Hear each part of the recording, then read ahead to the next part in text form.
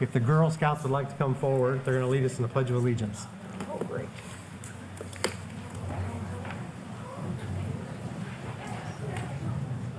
Just come right on up.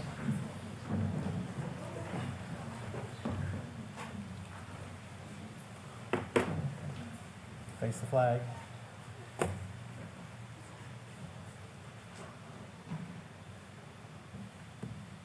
Whenever you're ready.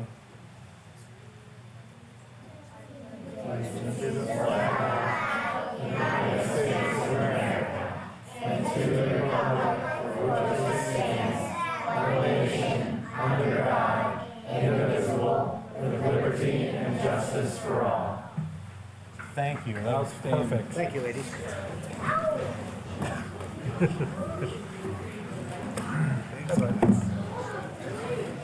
Miss Lees, would you call the roll?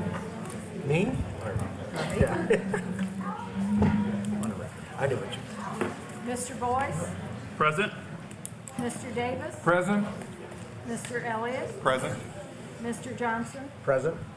Mr. Schwartz, Present. Mr. Smith, Present. Mr. Thurston, Present. Ms. Wiles, Mr. Peterson. Present. Mr. President, you have a quorum. Thank you. I'd like to have a motion to approve the minutes from our February 27th meeting. So moved. Second. There's a motion and a second to approve the minutes from our 27th meeting, February 27th meeting. It's a hand vote. All those in favor, please raise your right hand. 8-0. A motion to approve the agenda. So moved. Second. There's a motion and a second to approve the agenda. There's a hand vote. Please raise your right hand. 8-0. Petitions or comments by citizens who are present. There's cards in, excuse me, there are white cards in the back. Miss water. Need a drink. There's white cards in the back. If anybody has any, please pass them on to the clerk, and we will have them read tonight. Mayor's comments. Are there petitions or comments from citizens who are present? Seeing none, mayor's comments. Thank you, Mr. President. I left my phone on the podium anyway, so this is perfect.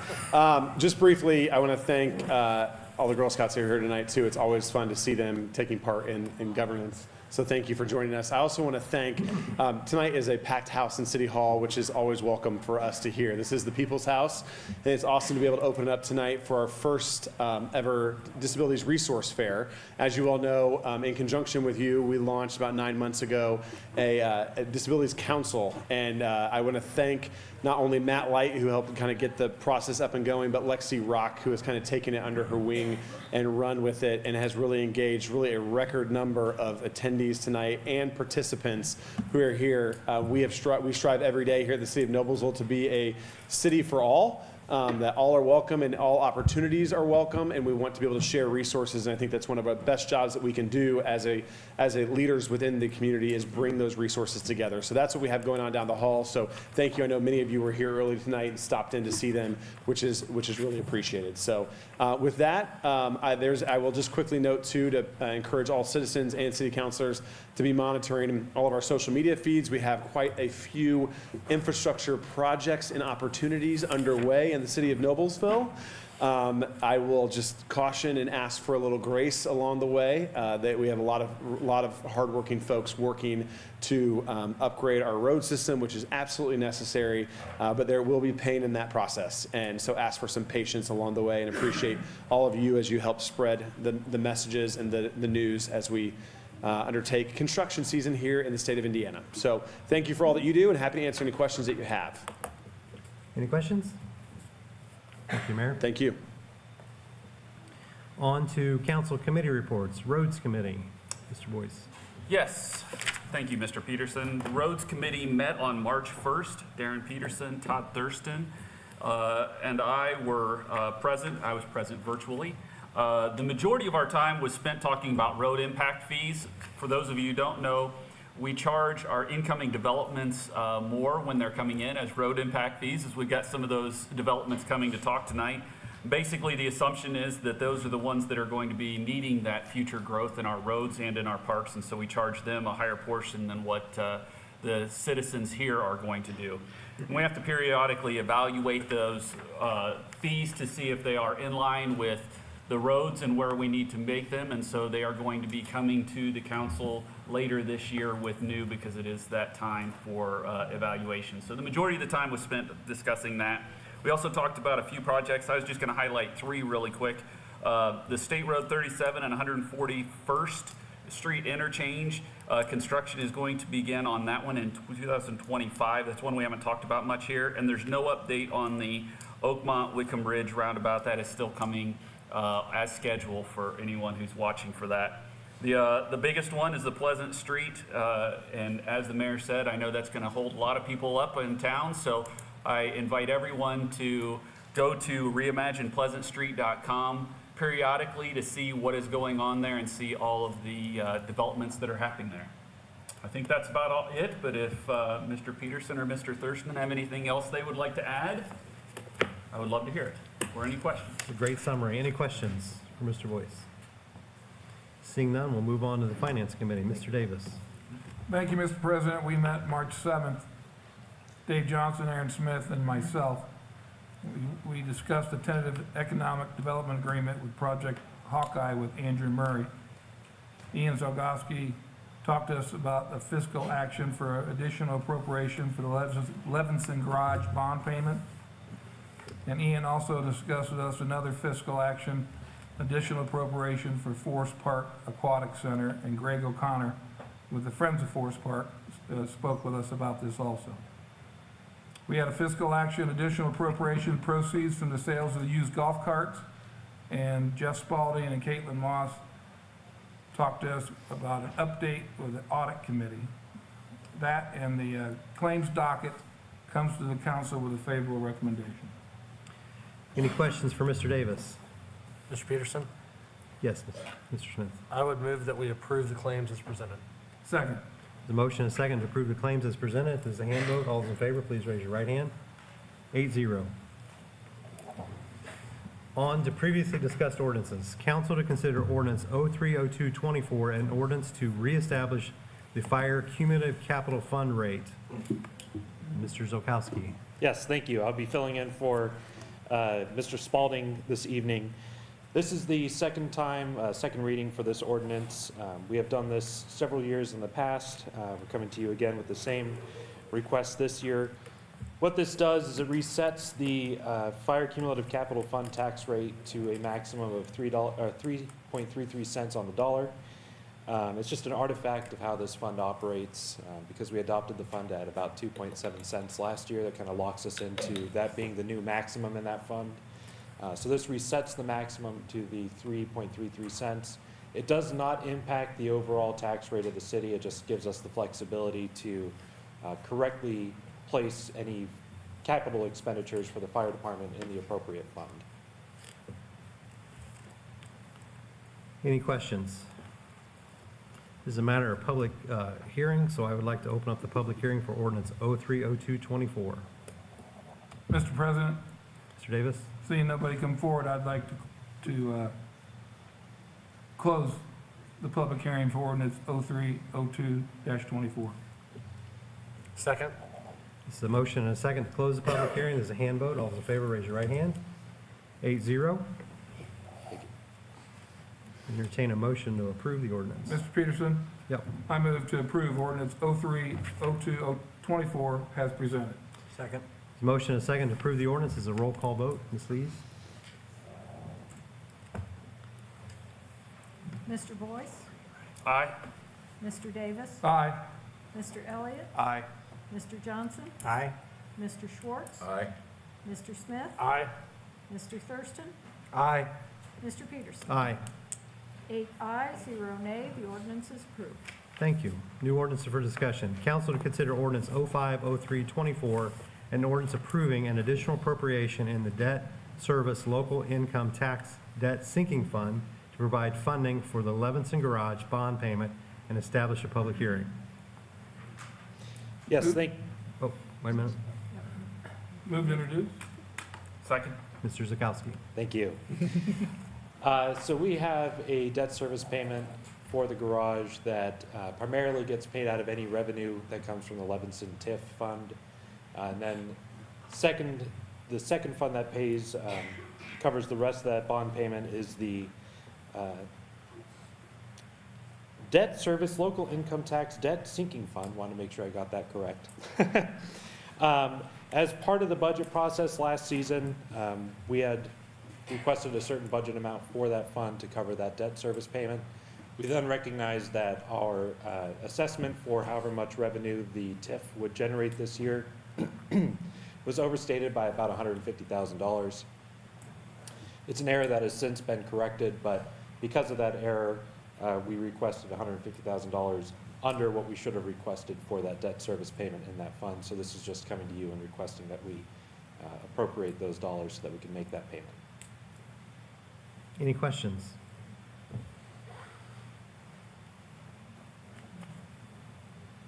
Mr. President, Yeah. is there a time that, table that needs to be set? Do we need to pass this on first reading? No, It looked like we it was got- pretty tight. We need a We do have public time. hearing. We're well ahead of Public the game hearing. on this one, yeah. We have to- Oh, that's right. Mr. Davis, It's yeah. public hearing, we need it, don't we? Mr. Davis? Mr. President, Yes. I would like to establish a public hearing for ordinance number 050324 at our next regular meeting. I'll second that. There's a motion to establish a public hearing in our next meeting. This is in a second. This is a hand vote. All those in favor, raise your right hand. 8-0.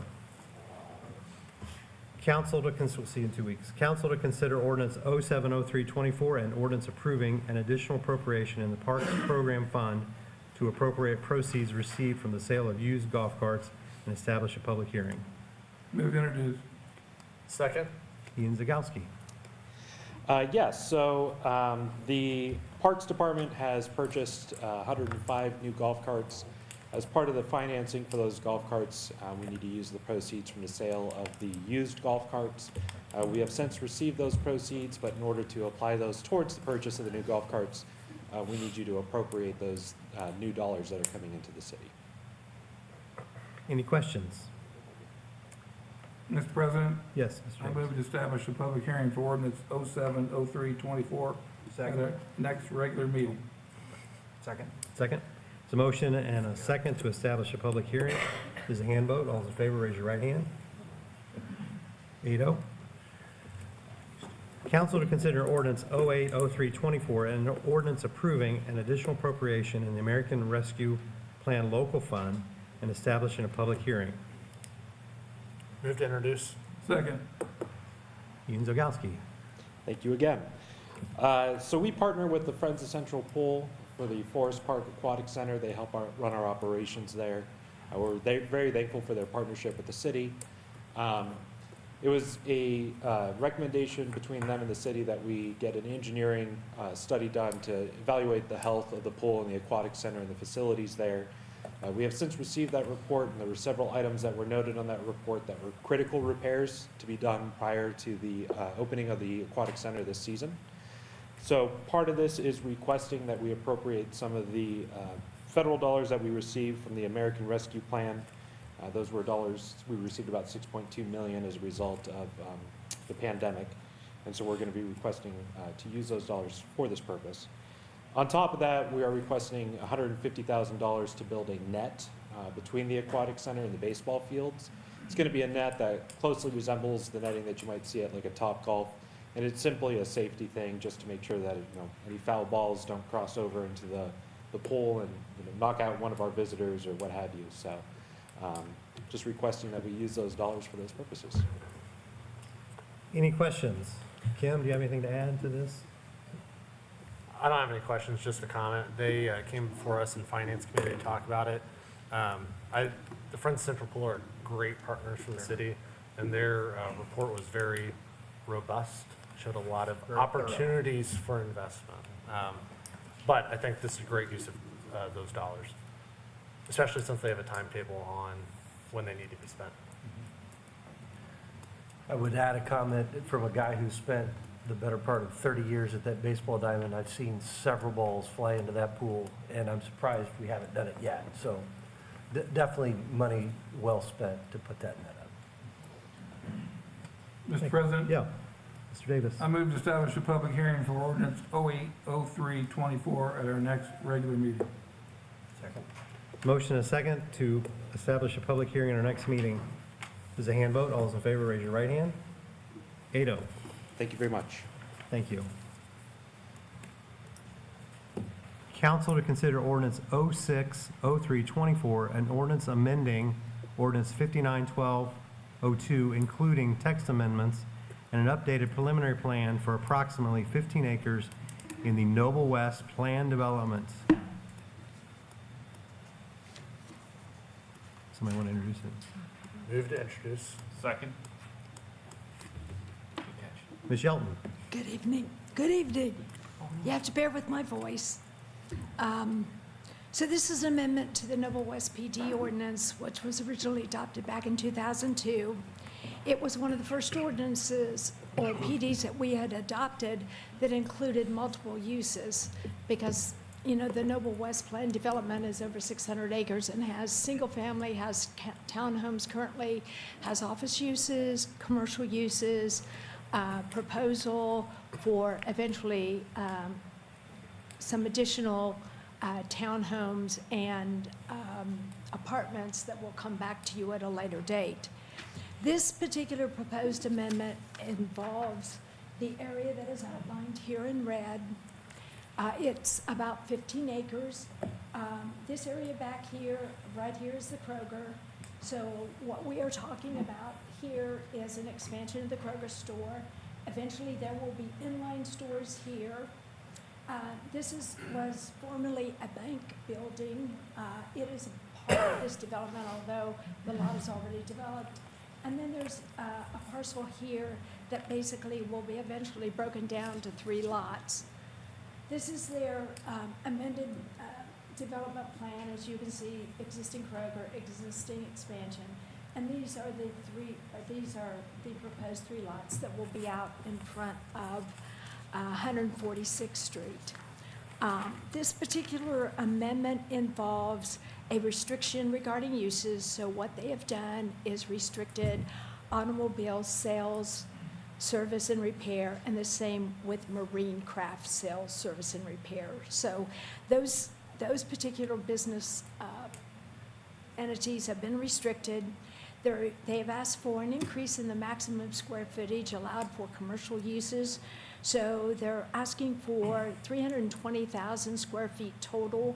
It was originally 283,000 square feet.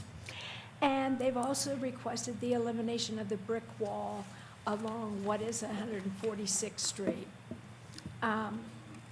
If you travel that area, you know there's a brick wall that varies in height somewhere between, depending on where you're standing. You know, I would say on average it's roughly 6 to 7 feet. There are areas that it's taller. But the area that they're talking about are the areas that actually front these properties. Along in here is a brick, is that wall. Here's the wall here, the same thing here, and right in these locations. They're asking that they be allowed to remove those walls and plant what would be additional shrubs, trees, to basically help shield any vehicles. When the Noble West PD was originally developed, across the street, that was not developed. And I believe at that time it was also zoned residential.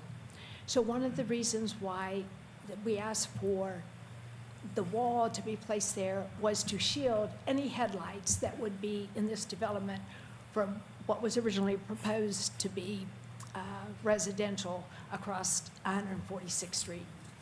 Obviously, that's not what it is today. They have commercial uses across the street there.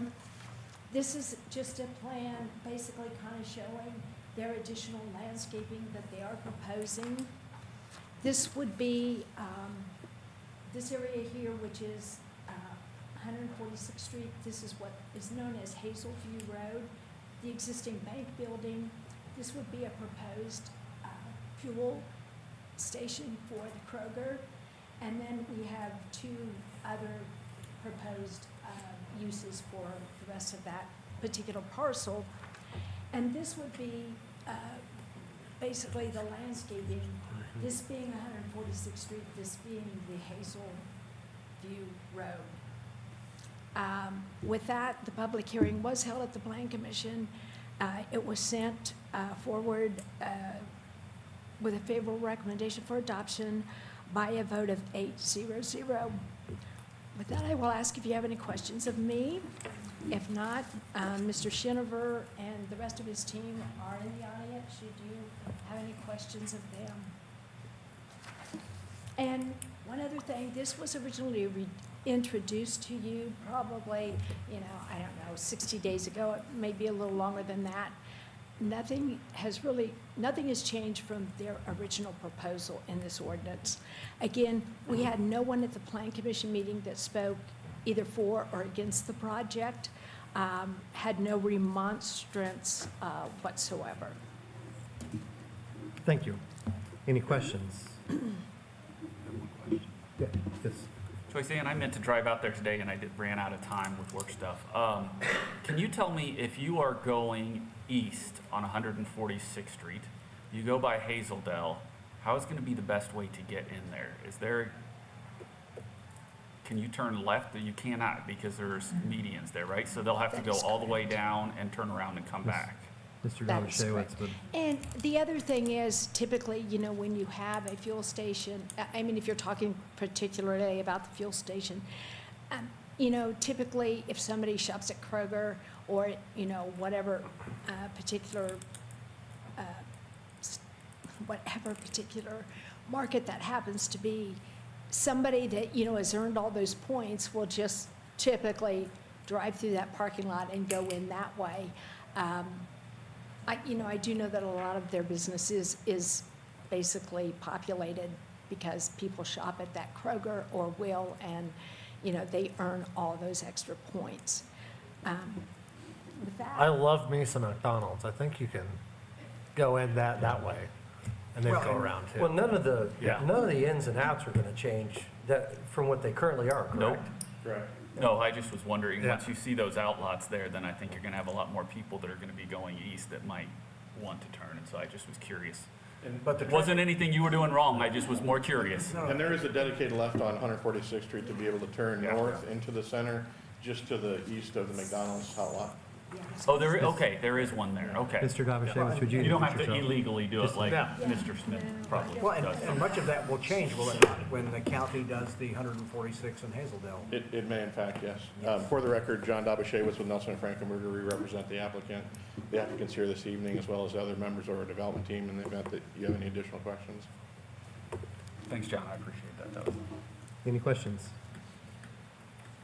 I live over there and I welcome the gas station. Any other questions, comments? We'll see you in 2 weeks. So, because this has already been introduced and because it went through the Plan Commission and there was no remonstrance, I think many of you know that if it gets introduced and there's no remonstrance or any additional items that they want at the Plan Commission meeting, when it comes back to you guys, what is actually your second meeting, that we would ask that you vote on this item tonight and not bring it back for what would be a third meeting. Okay. Do we need to waive the rules in order to do that? And then- Mr. Hughes is going to chime in. Yeah, so we have always done that when we're voting on something for first reading on zoning. Technically, the statute does not require you to waive the rules to approve a zoning matter on the first reading. We have always done it here, so I have no objection if that's the way the board wants to proceed. But the statute says you can vote on a zoning matter on first reading if you want without waiving the rules. But given our history of doing it, I have no problem if that's the way we want to proceed. That's the way we've done it in the past. We are going to start the new process improvement process tonight on a couple matters that are going to be introduced, and Sarah will talk about that. And in that world, we don't anticipate having you waive the rules every time, but this one's kind of unique, so whatever you prefer, Mr. President. I'd be happy to just vote on it. So if somebody would like to make a motion, Mr. Boyce. I will make a motion. If the three new people that have not seen this before this don't want to, then they can vote not to waive the rules. But I would make a motion to waive the rules and pass or vote on this on first reading. Second? There's a motion and a second to waive the rules and vote on this on the first reading. This is a hand vote. All those in favor, raise your right hand. 8-0. Thank you, Mr. Boyce.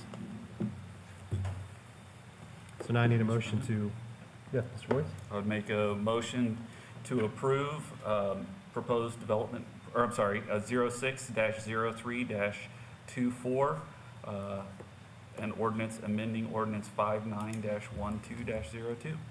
Second. There's a motion and a second. This is a roll call vote. Ms. Lees? Mr. Davis. Aye. Mr. Elliott. Aye. Mr. Johnson. Aye. Mr. Schwartz. Aye. Mr. Smith. Aye. Mr. Thurston. Aye. Mr. Boyce. Aye. Mr. Peterson. Aye. 8 ayes, 0 nay, the ordinance is approved. Thank you. for your time this evening. Thank you. Thank you. Thank you, John.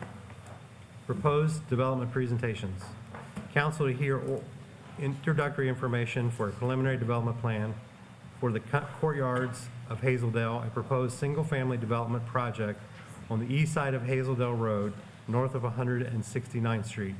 Sarah Reed has a message for us. I do have a message for you, thank you. Sorry, we should have maybe done this message before the last one. Apologize for that. Good evening. Before the next 3 projects are introduced to you tonight, I wanted to briefly update you on a couple of process improvement action items, of which you've been hearing about already. So spoiler alert, it's already been leaked. You'll remember that we had a few Unified Development Ordinance updates before you with revisions to our schedule of meetings. These updates have firmed up deadlines for development submittals, resubmittals, the flow of communication between staff, applicants, and outside review agencies. The 3 proposed development presentations you are about to hear will be among the first to go through this more efficient and streamlined process. It includes a thorough council project introduction given by the applicant or their representatives. And these projects, as they come before you, they have already been reviewed by the administration and our development team, which includes planning, engineering, economic development, and the mayor's office. After the introduction of these projects tonight and future projects, our internal technical advisory committee will be looking at them to make sure they meet our Unified Development Ordinance and standards. And then from there, they'll go to the Plan Commission, where we will hold a public hearing and receive a recommendation that will then come back before you. After Plan Commission hears these items, you'll have 1 meeting after that to hear these items, these petitions, and then you have the option to continue them to a subsequent meeting on a case-by-case basis. If there's remonstrance or additional questions that need to be answered, you have that capability. The process improvement findings also suggested that a project manager position be created to serve as the primary point of contact to guide these developers through our processes and to be responsible for the coordination among various departments on the development team and their staff. We were lucky enough to have Jamie Thompson. Jamie, can you please wave, stand up? Thank you. Step up into this role with her experience, her organization, and her established relationships and people skills, very important part. She was able to slide in very easily and has stepped up to get this job done. So far, she's been working very diligently to set up processes and procedures internally to help us streamline this transition and make it go smoothly for both staff and the development community. You'll be hearing more from us collectively as the implementation continues, as it includes things regarding ARB. It's funny who just walked in the door here. Hi, Brian. Our ARB transitions to a PUD committee. And if you have any questions on any of this particular process, the development proposals tonight, we hope that it's more of a seamless transition between your comments and feedback, the developers, and making sure that those comments get addressed in these development proposals. So I'm happy to answer any questions, or we can, oh, John wants to say something. Thank you. Just to give a little more clarity on my legal response there, Jonathan Hughes, City Attorney. Both under your Code of Ordinances as well as under Indiana statute, there's a provision that says to adopt an ordinance on first reading, it requires a 2/3 vote after unanimous consent to suspend the rules. But that does not apply to zoning ordinances. And the reason for that is because we have a public hearing before the Plan Commission where it's already fully vetted. So we anticipate when we come back to you in the future that we'll be asking for things to be approved on first reading, and you will not need to suspend the rules. Again, if the council prefers to handle things that way, those are your processes, but Our plan is to introduce it to you now, have the Plan Commission meeting, get your feedback, try to get these presentations detailed so we can get feedback from you, as Sarah indicated, and then present it to you after a Plan Commission meeting for a decision. If there's remonstrance on a project, we don't anticipate asking you to consider it right away. If there's remonstrance, we will consider that remonstrance and make sure that those questions get answered. So we just wanted to provide that legal bow at the end of it. Thank you. I will not provide a legal vote. Any questions? Any questions? Thank you. Thank you. It's all yours. Mr. Skelton.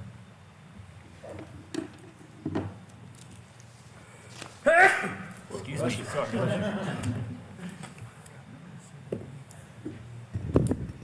Good evening, members of the council. For the record, my name is Matt Skelton with Churchill and Antrim, with offices at 2 North 9th Street here in town. With me this evening is Andy Wirt from my office, and also Dale Piper, here's Dale, who is with Epcon Communities. Epcon Communities is pleased to introduce the courtyards at Hazeldale.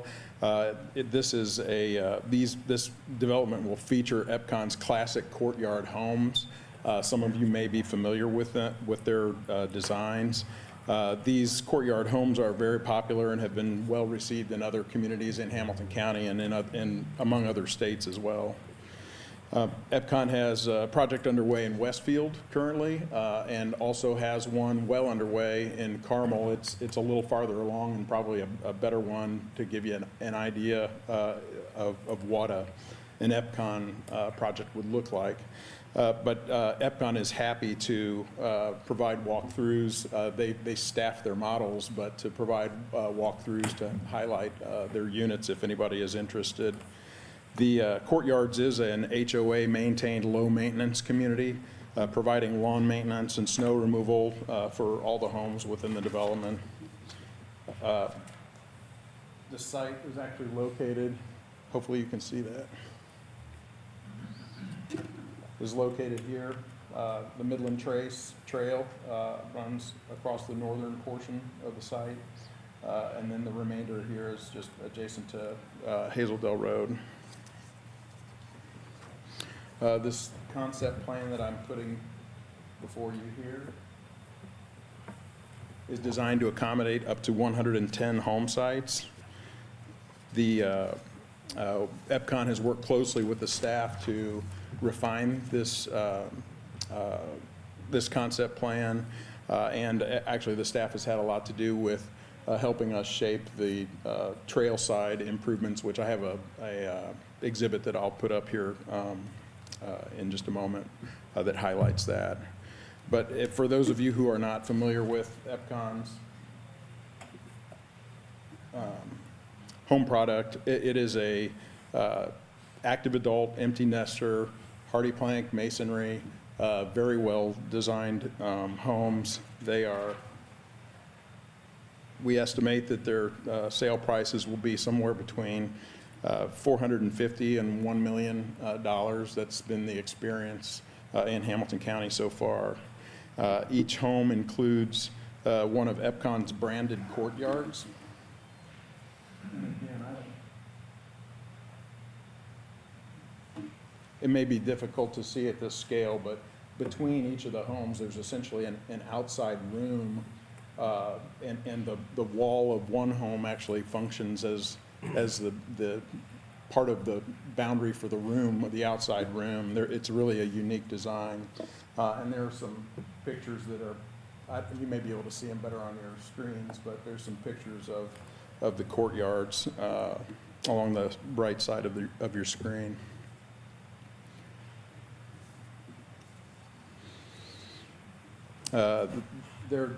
Epcon goes to great lengths to design its amenities for seniors. They typically include pickleball, as you might expect, community gardens, and in this case, as I mentioned, working with the planning staff, have developed some trail side improvements, and this exhibit may get refined a little bit through the process, but this has been the product of a lot of discussion back and forth with the planning team so far.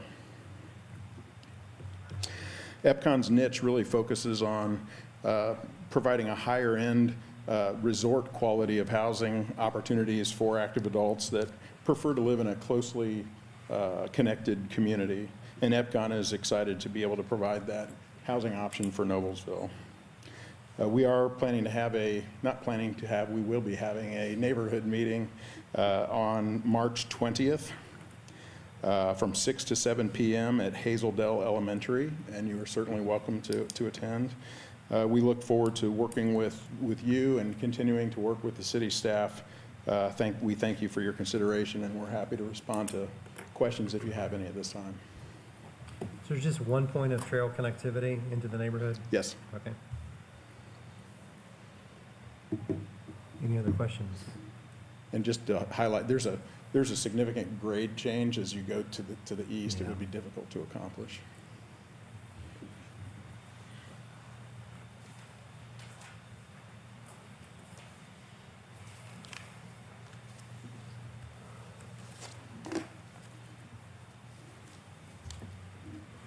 Any other questions? Seeing none, thank you. Thank you. Council to hear introductory information for a change of zoning and adoption of a preliminary development plan for the construction of 180 for-sale townhomes to be known as the Village at Trail Crossing. Jim Schinover.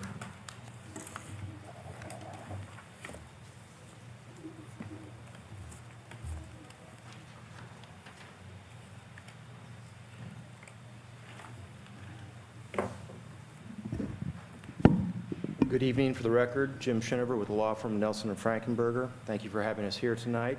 We're representing the applicant, MI Homes of Indiana. With us from MI Homes are Jonathan Isaacs and Ethan Spalding. Also with my office, John Dobashewitz, a land use professional, is also in attendance. As noted, this request seeks to rezone the real estate that I'll describe in a moment to the Village at Trail Crossing Plan Development Ordinance. Rezone approval will allow the development of a for-sale, fee-simple townhome community on the real estate. We have provided detailed council introduction brochures, so my verbal presentation tonight will be fairly brief, but of course, we're here to answer any questions that you may have. The exhibit that is on display right now is a zoom-out aerial photo. The subject real estate is outlined in blue in this location, consists of 19 acres. It is located west of and adjacent to Hazeldale Road, and is just south of and adjacent to the Midland Trace Trail.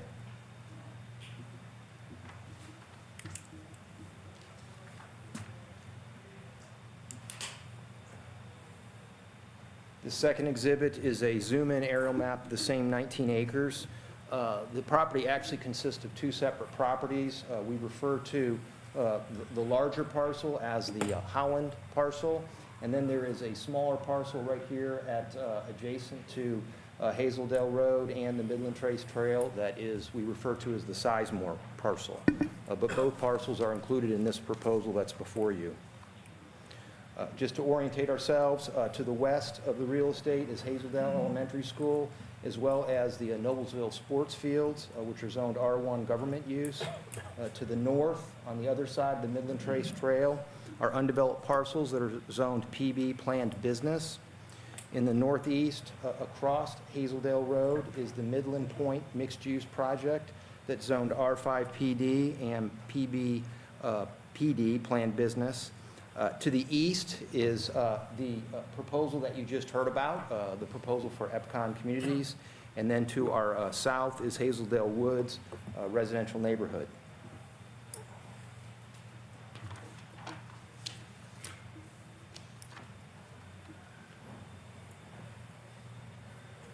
This next exhibit is the proposed site plan for the Village at Trail Crossing. Again, this is a for-sale townhome community that would consist of 180 townhomes.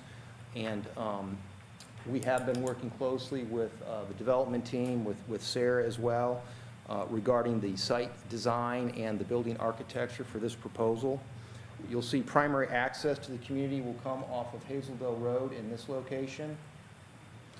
There's also a very large central green area. This particular area is approximately slightly larger than a football field, so it's a very large central green area that will provide great places for community residents to congregate and gather and interact with each other. It's also important to note that all townhomes along the Central Green area will be front-facing, so they'll present a very good view toward the Central Green area. The same holds true for all townhomes that would be facing north toward the Midland Trace Trail, would be front-facing. We've also included a separate dog park, which would be in the southwestern location of the real estate in this particular area. Also worth noting that each townhome will have an attached two-car garage, and all driveways will be 20 feet in length, which would allow parking of vehicles on the driveway in addition to the garage spaces that have been provided. And then there's also other areas for guest parking that are located around the site in various locations. And the main road looping the Central Green area is also wide enough that it could also provide guest parking if needed. Finally, the Sizemore parcel, which is working with city administration. And the idea is for MI to provide a trailhead and a park area that the city will be working with us to design. And then ultimately, if this project is successful, that trailhead and park area would be dedicated by MI to the city.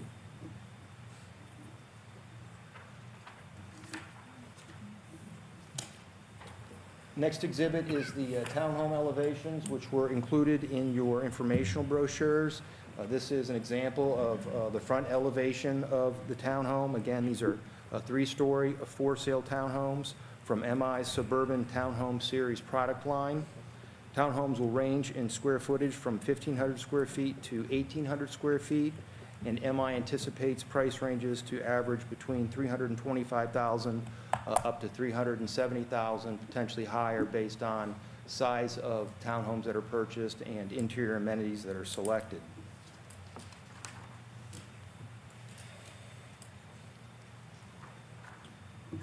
These are examples of side and rear elevations of the townhomes. Again, these were included in your informational brochure. MI anticipates that the overall investment in this community will be in the range of $70 million upon completion. In conclusion, we look forward to any feedback that you have for us tonight. We've scheduled a neighborhood meeting that will occur on April 4th at 6:30 p.m. at Grace Community Church. We'll be sending out notice of that neighborhood meeting in probably by March 22nd is when we'll mail out the neighborhood meeting notice, and then we'll be sure to forward a copy of that neighborhood meeting notice not only to staff, but to all council members in the event that you want to attend. And right now, our timeline is such that we would be appearing before the Plan Commission on April 15th, and then ultimately appearing back before this council after the Plan Commission finishes their review and their work with us. With that said, we appreciate your time tonight, and again, remain available for any questions that you may have of us. Thank you. And this looks like it engages a couple times with the trail, two pieces. I really appreciate your patience with the Sizemore piece, and I'm really happy to see that that's included in this project. Thank you. It's an improvement, what you're doing. Any questions? Is this similar to the project on 32, same type of build? The exterior elevations are different. This is a different type of design. Okay. Internal floor plans would be similar. The internal floor plans and layouts would be similar to But what's if I on wanted to get a feel for it, 32 for Bonterra. Yes. thank you.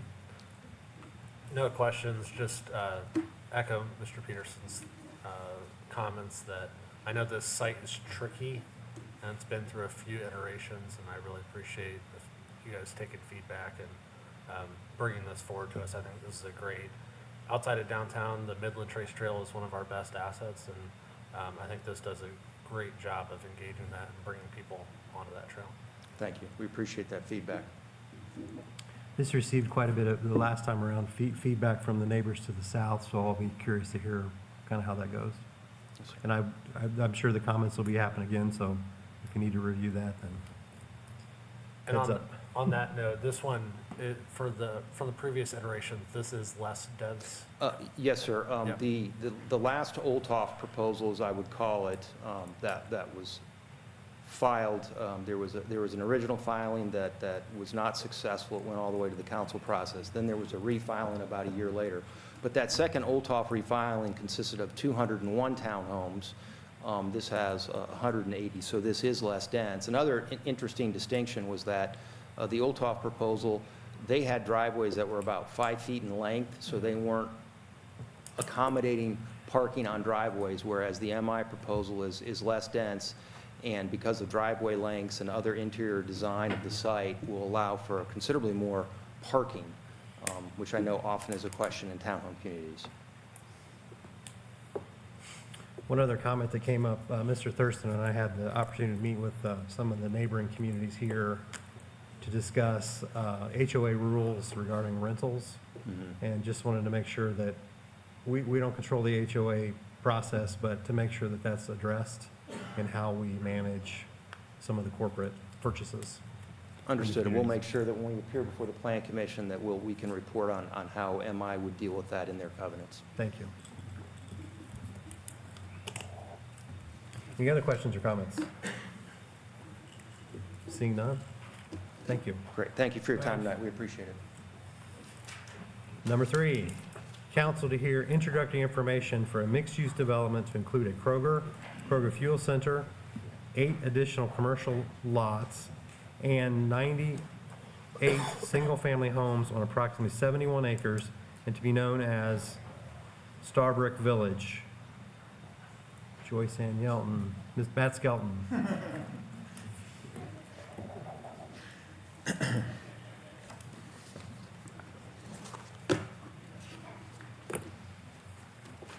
Before you start, I know the name has probably been discussed, that more appropriate for downtown, but And we're happy to receive your feedback on that, so. that's my feedback. Okay. This site incidentally is about equidistant between your historic downtown and the Hamilton Town Center, so we thought it would kind of be an anchor midpoint, but if there's other feedback on that, we're happy That's to just receive my it. opinion, so. Pardon me. Thank you, council. Again, Matt Skelton with Church Hidden Antrim, with offices at 2 North 9th Street here in town. Andy Wirt with my office has joined me, and there are several folks on our development team that are here this evening, some of whom have traveled a fair distance to be here. Adam Hill and Phil Sundling with Lohr Commercial Development are here. Rhodes Seeger and Mark Sen with Southeastern are here. Lisa Amons and David Arnett with Kroger Company are here. And also Ann McBride with McBride Dale Clarion, our planning consultant that is helping us on this project. And also Lisa Claghorn with David Weekly Homes is here as well. There she is. So I'll put up an aerial exhibit here just to orient you. The site is located, this is easier to see, on the northeast corner of Howe Road and 146th Street. The project team is pleased to introduce Starbrick Village, which is a grocery-anchored mixed-use development. The Lohr Commercial Development owns the southern portion of the site, located here, and has worked with the project team to ensure the overall quality of this proposal. Over the past few years, Lohr, Southeastern, and Kroger have worked closely with the city to find the best location for this development. And they're excited to be moving forward at this time. Lohr has also worked closely with the Noblesville School Corporation, that is the owner of the northern portion of this property, and in designing and acquiring the real estate. And we're happy to report that the schools are supportive of this proposal. I'll put up the concept plan here. Kroger intends to develop one of its signature Kroger Marketplace stores on the property, obviously here. For those of you who are less familiar with the different Kroger stores, the Marketplace is an enhanced, larger store that provides additional offerings beyond traditional food items. And I think there's, and correct me if I'm wrong, is the one at Geist Town Center. That's a marketplace, yeah. So, and that's at 11700 Oleo Road in Fishers. There are also inline shops contemplated here, and then additional locations for businesses to locate on the periphery there. I think everybody is familiar with Kroger's, the quality of the building materials that Kroger traditionally uses on its buildings. And we'll be going through the planning process to address anything that needs to be changed or updated. David Weekley Homes, I'll just put up a couple of the examples. But as you can see, these are very well-appointed homes. These are hardy plank masonry construction, exterior construction. But Weekley is very excited about this project, especially with the commercial opportunity to the south. It provides some real convenience for the would-be residents. And for those of you who've been on the council for more than a couple of years, I think some of these homes are similar in design to one of the 3 products that Weekley is building in Maryland Woods. So you've seen these before. We are hosting a neighborhood meeting on Tuesday, March 19th at Promise Road Elementary School. This will be from 6 to 7 p.m., and you're certainly welcome to attend. It'll be an open house kind of format, so people can come and go. We look forward to working with you and appreciate your consideration this evening. And if you have any questions, I think we have everybody here to help answer them. We better have some questions with everybody you brought. Any questions? Only comment, being in the 5th district, that the Kroger and the additional amenities that would go along with that, certainly welcome, to my constituents, your new neighbors, potentially new neighbors to the north. Nice addition. Thank you. With the marsh having left us several years ago, there's a bit of a void there. We're excited about it. Thank you, Matt. Is the road in the neighborhood, does that dump straight into the elementary school? Like, where does that road go east? Here, let me put up the aerial. Maybe I'm too far south. It just stubs. Well, I don't think there's anything. What is the square footage of the Kroger Marketplace? there it is. Did you already say that? So it's a stub. Councilman, does that help? So this would be, it'd be just about right here. It's just for a future access when and if it were ever to be needed. Thank you. How many square feet is the Kroger? It's just shy of 120, I believe.